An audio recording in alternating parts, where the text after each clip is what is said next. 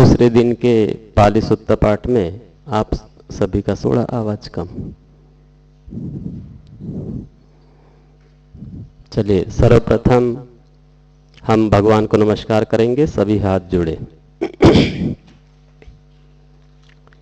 करुणा शीतल हृदयं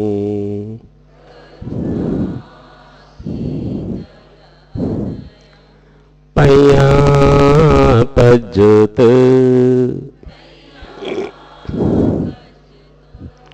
विहत मोहतमं सनरामार लोक गुरु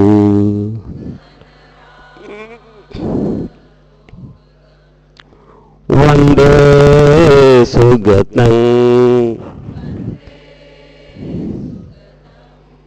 गति विमुक्तं करुणा शीतल हृदयं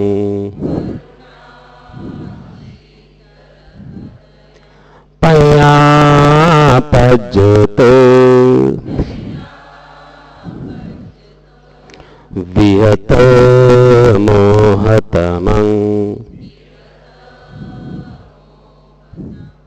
सनरामार लोक गुरु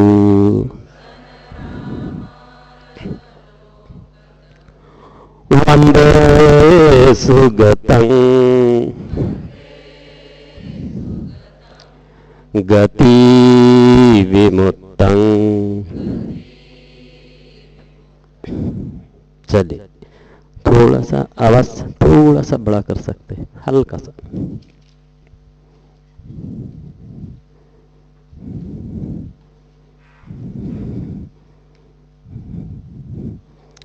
तो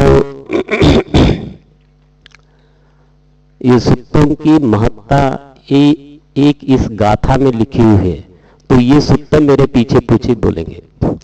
सुत्तन्तेषु असन्तेषु पामोटे विनयं हि च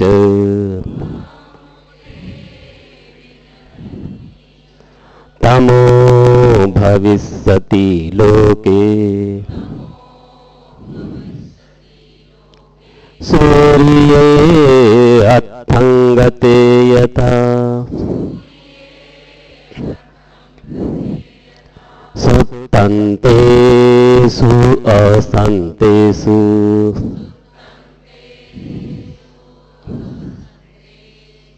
पामोटे विनयं हि च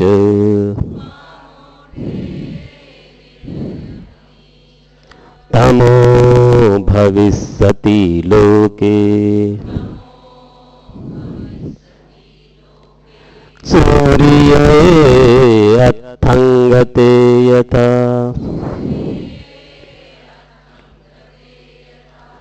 सुत्तन्तेषु असन्तेषु, जब धर्मसूत्र विद्यमान नहीं रहते, लोग धर्माचरण नहीं करते, प्रमुखे विनयम ही च, विनय का पालन नहीं करते, तमो भविष्यति लोके, ये संसार, लोक यानी संसार अंधकारमय हो जाता है। तमो भविष्यति लोके सूर्य अत्थंगते, जैसे सूर्यास्त हो जाता है तो अंधेरा छा जाता है। इसी तरह जब बुद्ध वचन नहीं रहते तो सारा संसार अंधकार में हो जाता है। इतनी महत्ता भगवान ने सुक्तों के बारे में बताई। संसार में लोग जैसे कवि सम्मेलन करते हैं, कोई अन्य अन्य कार्यक्रम करते हैं, तमाशा करते हैं और कव्वाली करते हैं, लोग वाह वाह बोलते हैं। भगवान से पूछा गया कि लोग ये ऐसा क्यों करते हैं? तो भगवान ने बताया जब बुद्ध वचन नहीं रहते तब ये संसार की बातें चलती है और लोग शब्दों को कितना तवज्जो देते हैं। कुछ नहीं, केवल बुद्ध वचन होना चाहिए। बुद्ध वचन विस्मृत होते हैं तब संसार की बातें चलती है। संसार की फजूल निरर्थक बातों में लोग उलझे रहते हैं और कव्वालियां करते हैं, कवि सम्मेलन करते रहते हैं। तो इतनी सुक्त की भगवान ने महत्ता बताई। फिर हमारे धर्म के दूत कैसे होना चाहिए, तो वो गाथा में योगेन व्याधति तत्त्वा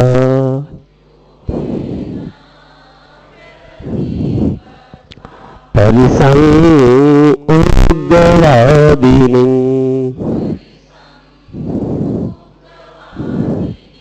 न च हापेति वचनं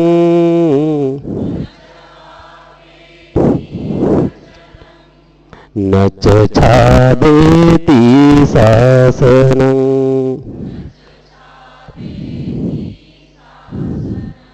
असन्धिं च भ्रनति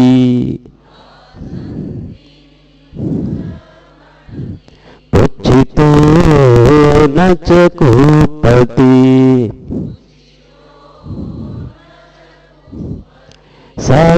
सवेतादिशको भिक्खु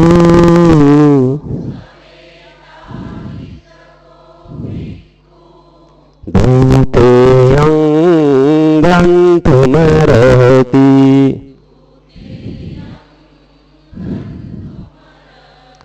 योगेन व्याधति तत्त्वा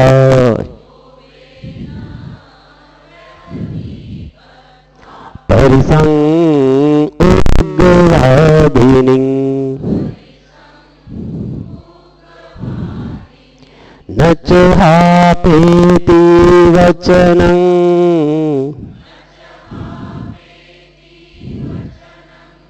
न च छादेति शासनं असन्धिं च भ्रनति पुच्छितो न च कुपति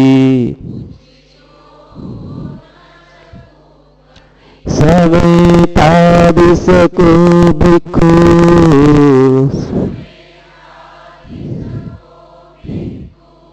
धूतेयं गन्तुमर्हति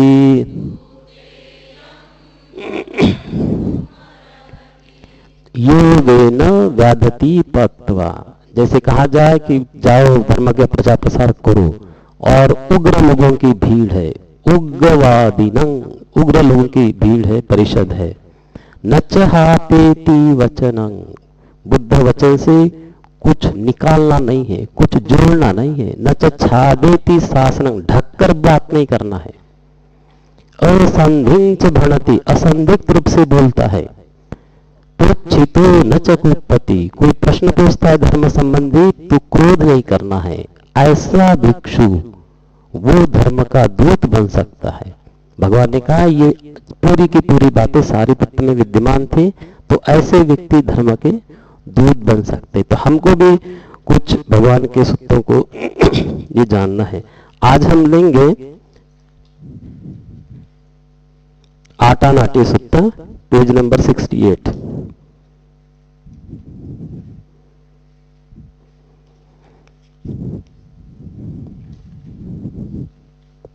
तो ये सूत्र भगवान गिज्जकूट पर्वत पर विहार कर रहे थे, तब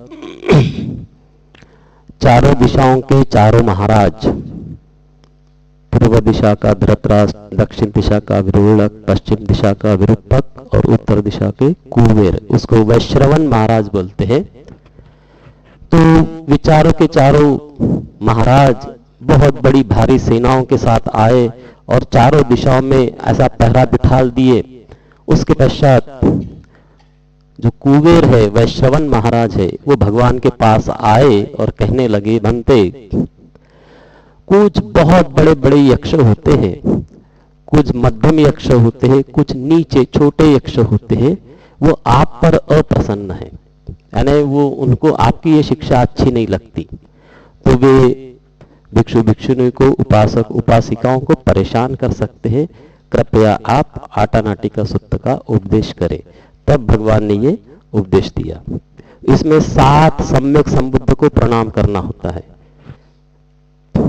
अपसन्ने हि नाथस्य शास्त्रज्ञानोपदेशे आसने साधु सम्मते अमनुष्ये हि चंडे हि सदा की भी सकारिधि परिस्सानं च तत्सन्नं अहिंसाय च गुत्तिया यं देशेऽसि महावीरो परितं तं भनामहे। भगवान बुद्ध के साधु सम्मत धर्म शासन में जो अप्रसन्न रहने वाले भयानक चंड स्वभाव वाले अमनुष्य है, यक्ष है, देव है, उसमें सद्भावना न रखते हुए सदा बुरे कर्मों में लगे रहते हैं, उनसे 4 वर्ग वाली परिषद भिक्षु भिक्षुनी उपासक उपासिका की अहिंसा और रक्षा के लिए महावीर भगवान बुद्ध ने जिस परित्राण का उपदेश दिया उसे हम कह रहे हैं। विपसी सचनमत्तु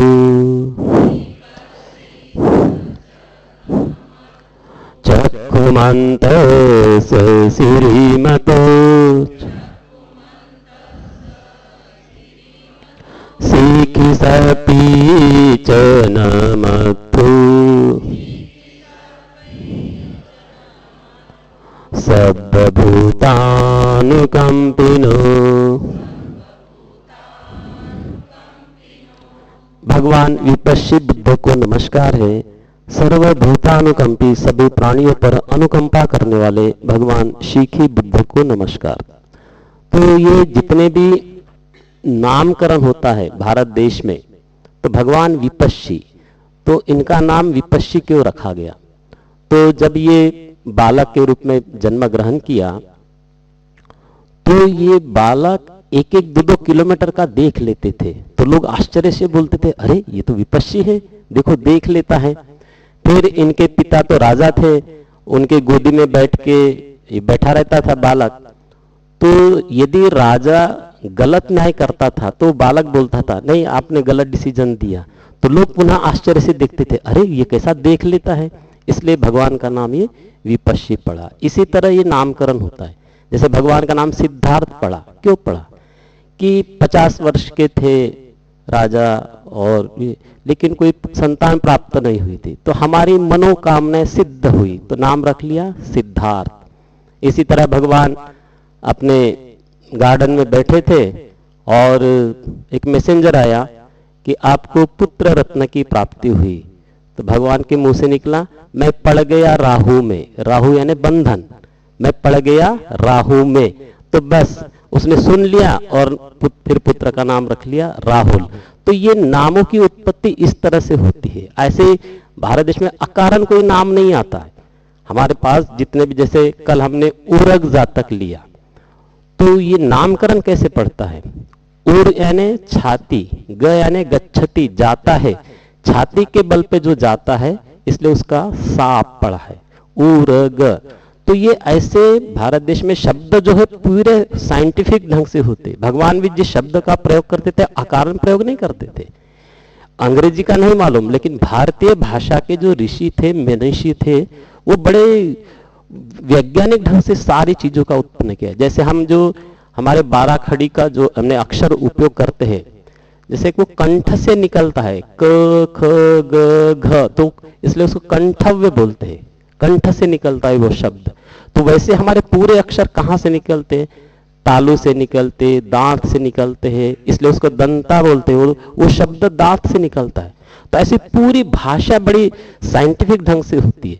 ये सारी भाषा तो जो पढ़ाई लिखाई करते यूनिवर्सिटी में प्रोफेसर है, उनका ये विषय है कि ये शब्दों की कैसे उत्पत्ति होती है। हम लोगों को तो केवल सिंपल तरीके से जानना होता है। व्यसभो सच नामथु चनातकस्य तपस्विनो नाम तु ककुसन्धस्य मारसेन पमद्धिनो। समस्त क्लेशों को धो देने वाले भगवान वैश्यव बुद्ध को नमस्कार। मार सेना को छिन्न भिन्न कर देने वाले भगवान ककुछंद बुद्ध को नमस्कार। गुणागमनस्य नमस्तु ब्राह्मणस्य वसीमतो कश्यपस्य च नमस्तु वित्तमुक्तस्य सद्बुद्धि। पूर्णता प्राप्त ब्राह्मण भगवान कोणागमन बुद्ध को नमस्कार।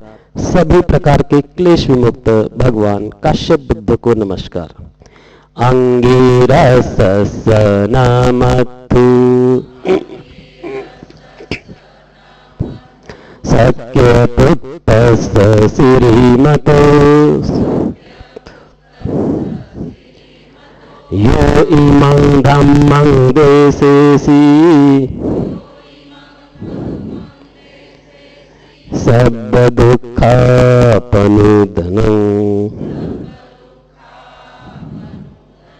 जिनके अंग अंग से प्रकाश प्रस्फुटित होता है, ऐसे अंगिरस शाक्य पुत्र भगवान गौतम बुद्ध को नमस्कार है, जिन्होंने सब दुखों के नाश करने वाले इस धर्म का उपदेश दिया है। ये चापी निभृता लोके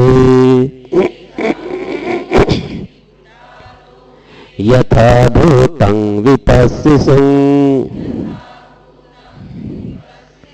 ते जना अपि सुनाथ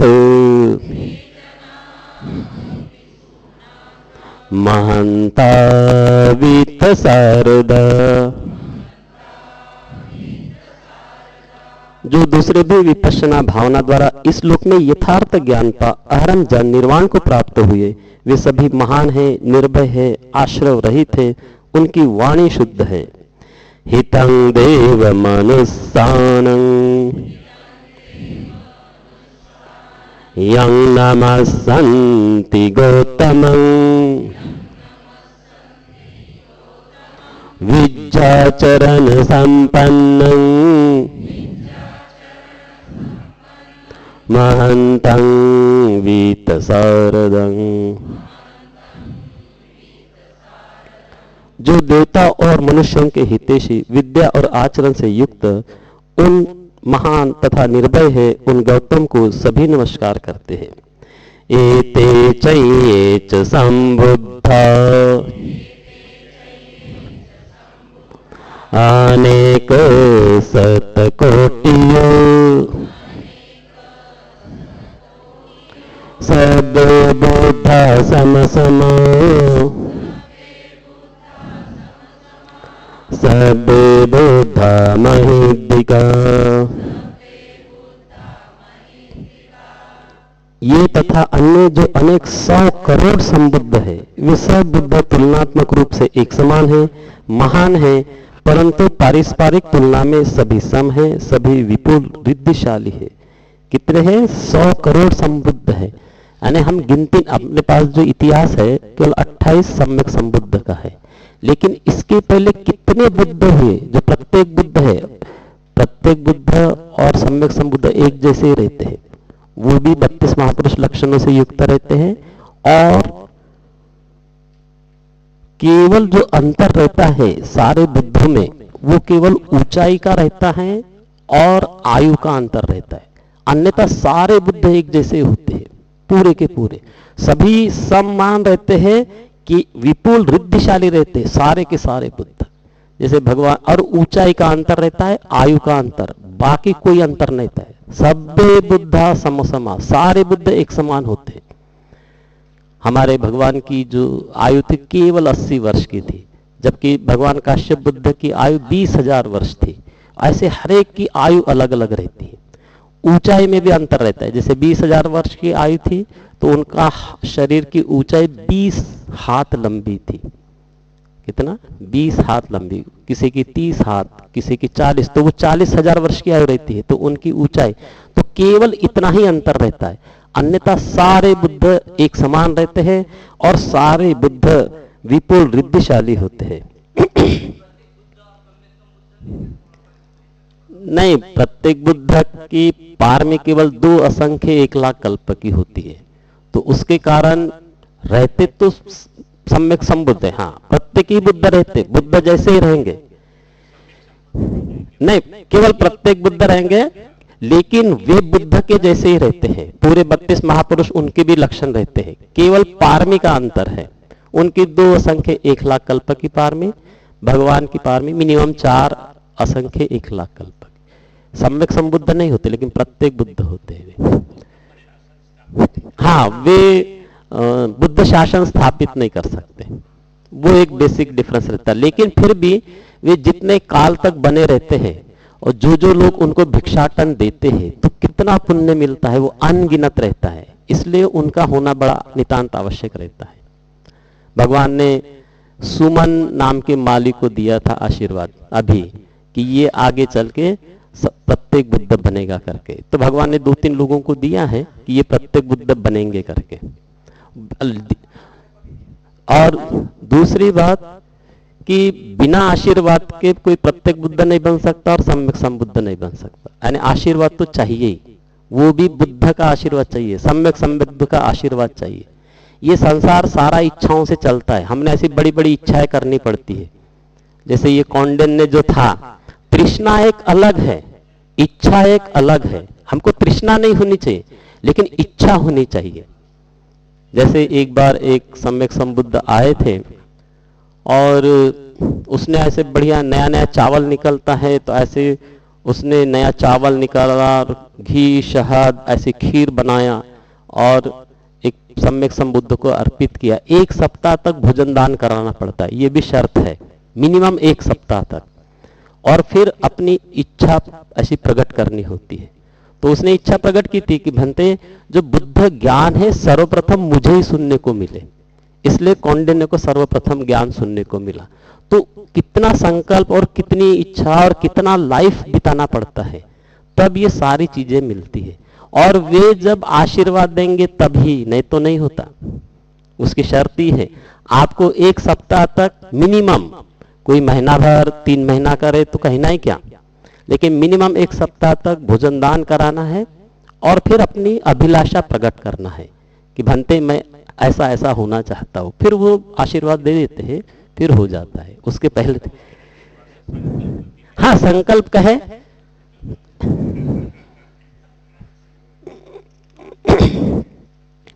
सबे 10 बलूपेता वे सारजेहु पागता सब ते तटि जानन्ति असभट्टानमुत्तमं।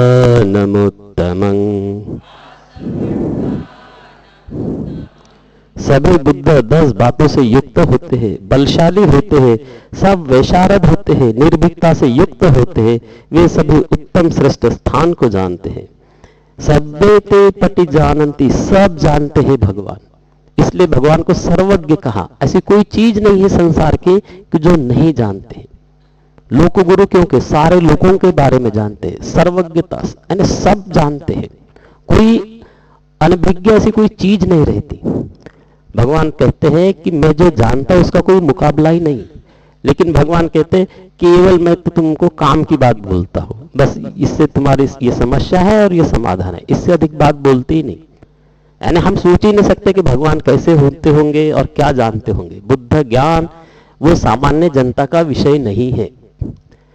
सामान्य जनता तो भगवान ने जो बताया चुपचाप फॉलो करो, बस इतना ही है, बाकी कुछ नहीं करना है। सिंहनादं नदन्ते ते परिसासु विशारदा ब्रह्मचक्रं प्रवर्तेति लोके अपटिवत्यं। ये सभी परिषद में सिंहनाद करते हैं। सिंहनाद क्यों दिया? जैसे सिंह अपनी गुफा से निकलता है तो 3 बार नाद करता है।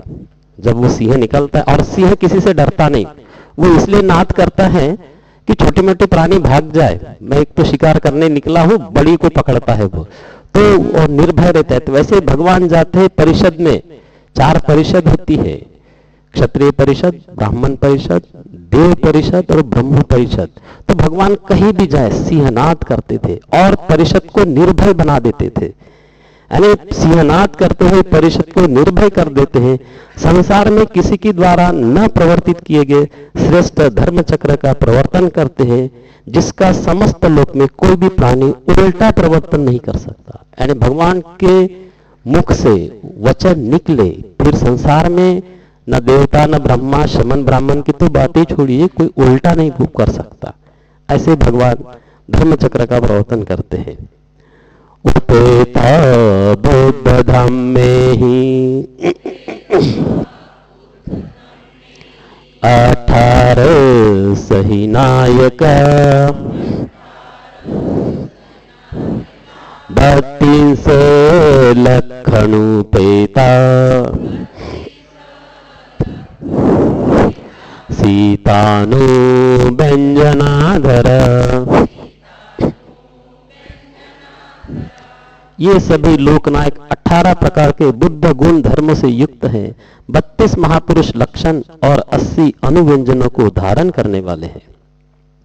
व्याम प्रभाय सुप्रभ सबेते मुनि कुंजरा बुद्धा सब इनो ये ते सबे खीणा सवाजिना। उन सभी मुनि श्रेष्ठों के शरीर से एक व्याम तक प्रभा फैलती रहती है। वे सभी बुद्ध सर्वज्ञ है और सभी जीन क्षीणाश्रव है। यानी भगवान के शरीर से कंटिन्यूअस ऐसे एक व्याम मतलब एक हाथ, ऐसा पूरा गोल सर्कल 6 प्रकार की ऐसी रश्मियां निकलती थी कंटिन्यूअस। जैसे भगवान बैठते ध्यान में लगता था जैसे सूरज बैठा है, यानी इतनी प्रकाश किरणें निकलती है। और वे सभी बुद्ध सर्वज्ञ रहते हैं और सब आरंभ रहते, क्षीणाश्रव होते हैं। महाप्रभा महातेज महापैया महाबल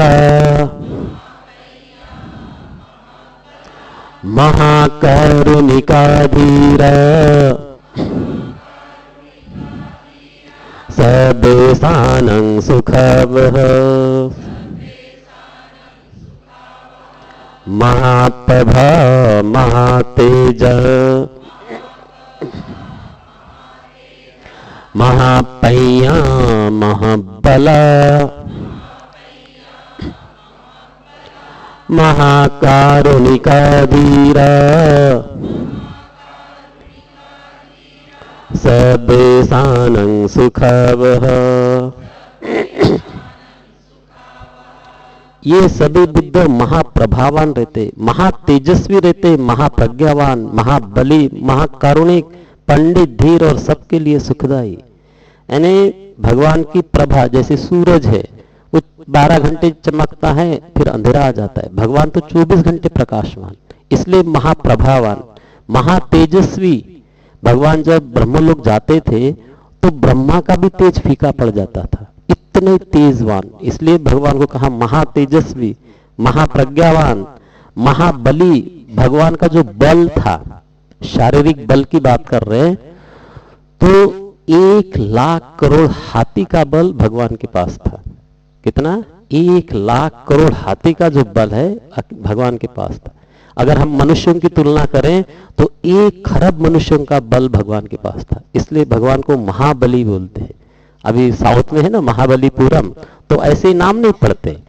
तो ये महाबली, महाकारुणिक, भगवान की करुणा संसार के समस्त प्राणियों के प्रति एक बार की बात है, ऐसा मई का महीना रहता है और भगवान जाते हैं एक तालाब के पास से, तो देखा कि वहां इतना सा पानी था तालाब में, गर्मी का दिन है, और वो मछलियों को बगुले ऐसे नोच रहे थे, खा रहे थे। भगवान की करुणा उन प्राणियों के प्रति। तो भगवान क्या बोलते आनंद को, अरे आनंद मेरा चीवर लिया, मैं इस लबालब भरे तालाब में नहाऊंगा। आनंद देखता है यहाँ इतना सा भी पानी नहीं है और भगवान ने कहा कि मैं लबालब भरे तालाब में नहाऊंगा। फिर दूसरी बार पुनः बोलते, अरे आनंद मेरा चीवर लिया, मैं इस लबालब भरे तालाब में नहाऊंगा। और दूसरी बार जैसे ही बोलते, तुरंत जो बादलों के देवता होते तुरंत बादल लाते हैं, वर्षा करते हैं, पूरा तालाब लबालब भर जाता है, भगवान नहाते हैं और फिर जाते हैं। यानी भगवान की करुणा सारे प्राणियों के प्रति। तो महाकारुणिक धीरा असभ्य सानंद सुख, सबके लिए सुखदायी। बुद्ध उत्पन्न नहीं होते हैं सुख के लिए। दीपाना तपतिष्ठ ताणालेन च पाणिनं गति बंधु महेशास शरणा च हितेशिन दीपानाथ प्रतिष्ठ ताणालेन च पाणिनं गति बंधु महेशास शरणा च हितेशिनो। ये सभी बुद्ध डूबते हुए के लिए द्वीप, अनाथों के लिए नाथ, निराकारों के लिए आधार, त्राण रहितों के लिए त्राण, निरालयों के आलय, अगतिवान की गति, बंधुहीनों के बंधु और निराश लोगों की आशा, अशरणों की शरण और सबके हितेशी। ये इस एक गाथा में सारी चीजें आ गई। यानी ऐसा जीवन में लोग सुसाइड करते हैं, ऐसा लगता है जीवन में कोई रखा ही नहीं है, तो निराश हो जाते हैं। अगर धर्म मिल जाए तो आशा भर जाती है। किसी को लगता है हमारा कोई भाई नहीं, बंधु नहीं, सखा नहीं, धर्म मिल जाए तो वो बंधु का काम करता है। यानी सभी के लिए और सबके सुखदाई, सबके हितेशी। सदैव कस्य लोकस्य सबेते परायणा तेषां शिरसा पादे वन्दामि पुरुषोत्तमे। देवताओं सहित सारे लोक के लिए ये आश्रय, मैं उन उत्तम पुरुषों के चरणों में सिर से वंदना करता हूं। तो भगवान के चरणों की वंदना करनी चाहिए। यानी आप कभी देखा होगा, एक सुत्ता आता है, धर्मदायात सुत्ता करके, राजा प्रसेनजीत आता है और भगवान के चरणों को चूमता है, यानी प्रणाम करता है। वो उस समय की वो थी।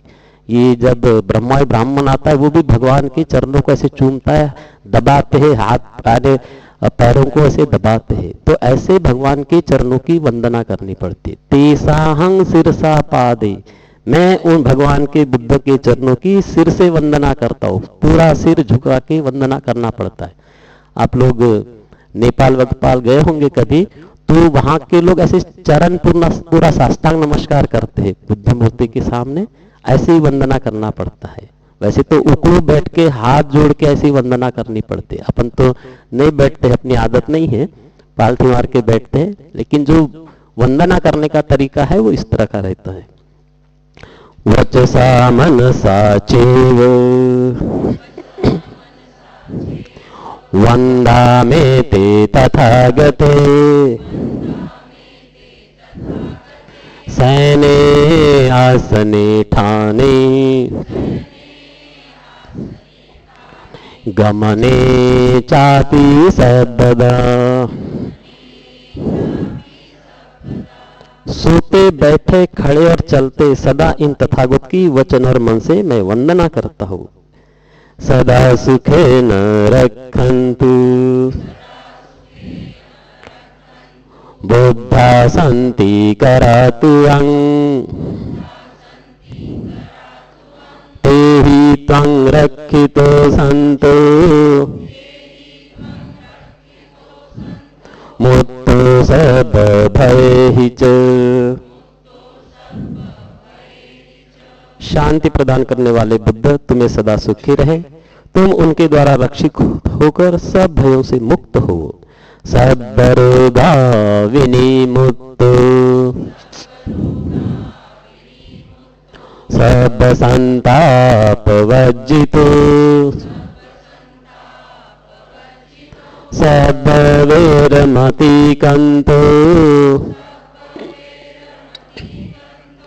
निबोधो च तुअं भवं। तुम सब रोगों से मुक्त हो, सब संतापों से रहित हो, सब वैरों से दूर रहो और शांति प्राप्त करो। ते संसच्चेन शीलेन खन्ति मेत्ता बलेन च तेऽपि त्वं अनुरक्षन्तु आरोग्येन सुखेन च। उनके सत्यशील शांति और मैत्री के बल से तेरी रक्षा हो, तुम निरोग तथा सुखी हो। पुरतिमस्मिन् दिशा भागे सन्ति भूता महेद्दिका तेऽपि त्वं अनुरक्षन्तु आरोग्येन सुखेन च। दक्षिणस्मिन् दिशा भागे सन्ति देवा महेद्दिका तेऽपि त्वं अनुरक्षन्तु आरोग्येन सुखेन च। पश्चिमस्मिन् दिशा भागे सन्ति नागा महेद्दिका तेऽपि त्वं अनुरक्षन्तु आरोग्येन सुखेन च। उत्तरस्मिन् दिशा भागे सन्ति यक्षा महेद्दिका तेऽपि त्वं अनुरक्षन्तु आरोग्येन सुखेन च। पूर्व दिशा में जो महान विद्याशाली गंधर्व प्राणी है वे भी तेरी रक्षा करे, तुम निरोग और सुखी हो। इसी तरह दक्षिण दिशा में रिद्धिशाली कुंभड़ देव है, वे तुम्हारी रक्षा करे, तुम्हें निरोग और सुखी रखे। पश्चिम दिशा में महान रिद्धिशाली नाग देव है, वे तुम्हारी रक्षा करे, तुम्हें निरोग और सुखी रखे। उत्तर दिशा में महान रिद्धिशाली यक्ष है, कुबेर है, देव है, वो तुम्हारी रक्षा करे, तुम्हें निरोग और सुखी रखे। पुरत्ति में न दतरट्ठ दक्षिणे न विरोलको पश्चिमे न विरूपको कुबेरो उत्तरं दिशं चत्वारो ते महाराज लोकपाला यशस्विनो तेऽपि त्वं अनुरक्षन्तु आरोग्येन सुखेन च। आरोग्येन नहीं है, आरोग्येन है ना। हम लोग अपनी तरफ से क्यों जोड़ते हैं, यही नहीं बात समझ में आई। जैसे दक्षिणस्मिन है तो दक्षिण बोलते, दक्षिण नहीं है, दक्षिणस्मिन, यानी हमको जैसा लिखा है वैसा ही पढ़ना है ना। चत्तारोति महाराज लोकपाला यशस्विनो तेऽपि त्वं अनुरक्षन्तु आरोग्येन सुखेन च। पूर्व दिशा में धृतराष्ट्र, दक्षिण में विरोचन, पश्चिम में विरूपाक्ष और उत्तर दिशा में कुबेर है। ये चारों लोक की रक्षा करने वाले चतुर्दिक महाराजिक यशस्वी लोकपाल देवता है। वे भी तुम्हारी रक्षा करे, तुम्हें निरोग और सुखी रखे। आकाशट्ठ च भूमट्ठ देवानागा महेद्दिका तेऽपि त्वं अनुरक्षन्तु आरोग्येन सुखेन च। आकाश और पृथ्वी पर रहने वाले महान रुद्धिशाली देवता और नाग भी है। वे भी तुम्हारी रक्षा करे, तुम्हें निरोग और सुखी रखे। इद्धिमन्तो चये देवा वसन्ता ईदशासने तेऽपि त्वं अनुरक्षन्तु आरोग्येन सुखेन च। जो महान बुद्धिशाली देवता है इस बुद्ध शासन में उपस्थित है, वे भी तेरी रक्षा करे, तुम्हें निरोग और सुखी रखे। सदीतियो विभज्जन्तु शोको रोगो विनश्यतु माते भवन्तन्तरायो सुखी दीर्घायुको भव। सब आपदाएं दूर हो, सब रोग नष्ट हो जाए, तेरा विघ्न न हो, तू सुखी और दीर्घायु हो। अभिवादनशीलिस् नित्यं वद्धापचायिनो चत्तारो धम्मा वर्धन्ति आयुवन्नो सुखं बलं। जो अभिवादनशील है, सदा वृद्धों की सेवा करने वाले हैं, उनकी चार बातें बढ़ती है, आयु, वर्ण, सुख और बल। तो ये बहुत लंबा सूत्र है, 28 उसमें गाथाएं हैं। चलिए तो 28 लोग बोलिए, कल से शुरुआत वहां थी, उनको माइक दे दीजिए।